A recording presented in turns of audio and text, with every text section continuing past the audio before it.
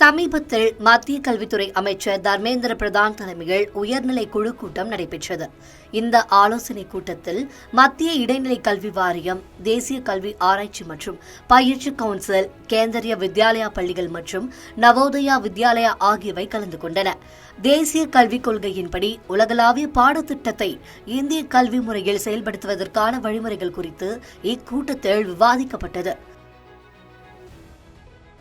10 மற்றும் 12ஆம் வகுப்பு பொதுத் தேர்வுகளை எதிர்கொள்ள தனியாக பயிற்சி வகுப்புகளுக்கு செல்ல வேண்டிய நிலை உள்ளது. இதனை மாற்ற தேசிய கல்விக் கொள்கையின் அடிப்படையில் பரிந்துரைகள் கொடுக்கப்பட்டுள்ளன. அதன்படி தற்போதுள்ள தேர்வு முறையில் குறைபாட்டை மாற்றவும், தேர்வு குறித்த பயத்தை போக்கவும், மாணவர்களுக்கு படிப்பில் ஆர்வத்தை ஊக்குவிக்கவும் சிபிஎஸ்இ பொதுத் தேர்வுகளில் மாற்றங்கள் கொண்டுவரப்படுகின்றன. ஆண்டுக்கு 2 பொதுத் தேர்வுகளை நடத்தவும் முடிவு செய்யப்பட்டுள்ளது. முதன்மையாக திறன்கள் மற்றும் கல்வி திறமைகளை சோதிக்கும் வகையில் பொதுத் தேர்வுகள் எளிமையாக்கப்படும். அனைத்து மாணவர்களும் எந்தவொரு கல்வியாண்டிலும் 2 முறை பொதுத் தேர்வை எழுத அனுமதிக்கப்படுவார்கள்.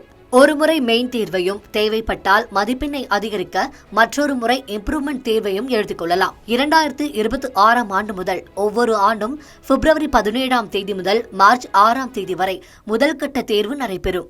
2ஆம் கட்ட தேர்வு மே 5ஆம் தேதி முதல் மே 20ஆம் தேதி வரை நடைபெறும். 2 பொதுத் தேர்வுகளையும் மொத்தம் 34 நாட்கள் நடத்த சிபிஎஸ்இ திட்டமிட்டுள்ளது. மேலும் உள்ளீட்டு தேர்வுகளும் செய்முறை தேர்வுகளும் வரும் ஆண்டுகளிலும் ஒரேயொரு முறை மட்டுமே நடத்தப்படும். இருமுறை 10ஆம் வகுப்பு பொதுத் தேர்வு எழுதும் மாணவர்கள் எந்த தேர்தலில் அதிக மதிப்பெண் பெறுகிறார்களோ அந்த மதிப்பெண் சான்றிதழை 10ஆம் வகுப்பு சான்றிதழாக பெற்றுக் கொள்ளலாம். 2 முறை பொதுத் தேர்வுகள் நடத்தப்பட்டாலும் முழு பாடங்களையும் உள்ளடக்கிய கேள்விகள் தான் 2 தேர்வுகளிலும் இடம்பெறும். மேலும் 2 தேர்வுகளுக்கும் மாணவர்களுக்கு ஒரே தேர்வு மையங்கள் ஒதுக்கப்படும் என்றும் 2 தேர்வுகளுக்கும் தேர்வு கட்டணம் முதலிலேயே கட்ட வேண்டும் என்றும் கூறப்பட்டுள்ளது. இந்த வரைவு கொள்கை குறித்து தங்கள் கருத்துக்களை பள்ளிகள், ஆசிரியர்கள், பெற்றோர்கள் உள்ளிட்ட அனைத்து தரப்பினரும் வரும் மார்ச் மாதம் 9ஆம் தேதிக்குள் தெரிவிக்கலாம் என்று அறிவிக்கப்பட்டுள்ளது.